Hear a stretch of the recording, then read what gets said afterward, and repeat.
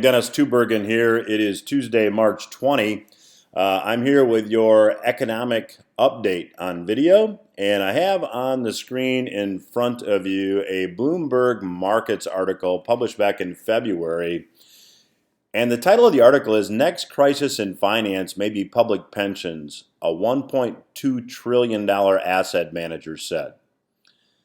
Now, I wrote about this in the newsletter a couple months ago. I want to give you just a bit from this article, and then I've got a couple comments. What's on the list of concerns for a man who runs a $1.2 trillion asset manager? Swelling shortfalls in U.S. public pensions, according to PGIM Chief Executive Officer David Hunt. Hunt said this: if you're going to look for what's the possible real crack in the financial architecture for the next crisis, rather than looking in the rearview mirror, pension funds would be on our list. We're worried about these pension obligations. Pressure on municipalities and states will intensify in a downturn when local tax revenues decline and unemployment worsens. So, essentially what's going on with pensions is the Fed has kept interest rates artificially low, and when pensions invest in bonds, they're still using actuarial assumptions that really are very unrealistic in a climate where the real interest rate you can earn is 1 or 2%. The article said lawmakers from New Jersey to Illinois to California are struggling to fill shortfalls. U.S. public pensions had 71.8% of assets required to meet obligations to retirees as of the fiscal year ended June of 2016. Now let me put this into perspective for you.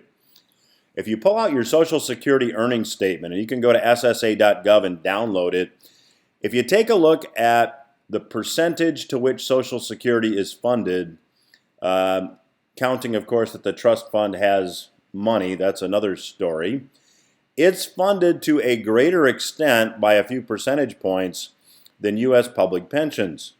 In other words, all these promises made to state employees for retirement are really going to be unable to be met.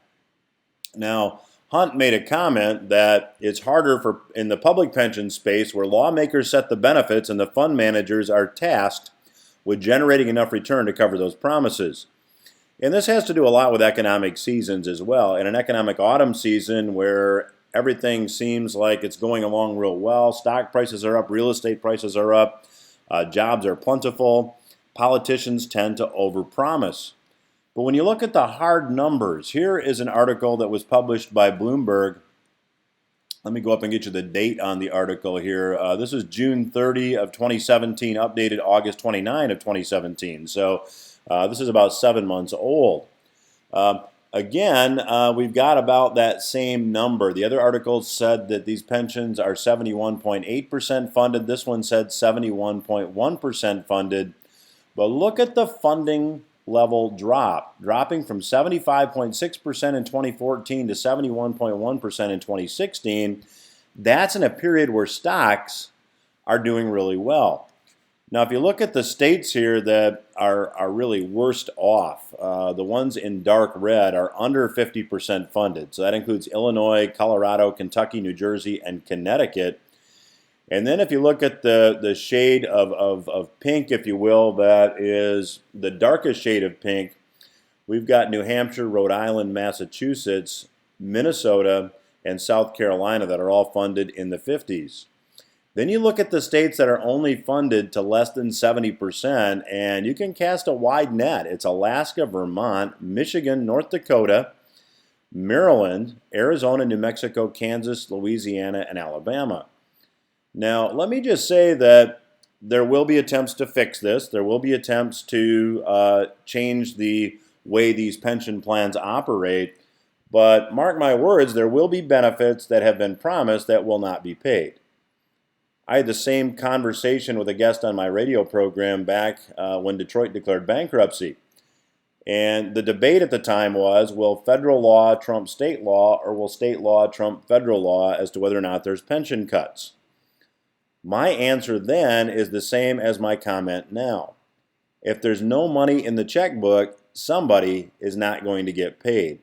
This will be a huge story. This will be, according to potentially Mr. Hunt, who was quoted in the last article, this could be the catalyst also for the next financial crisis.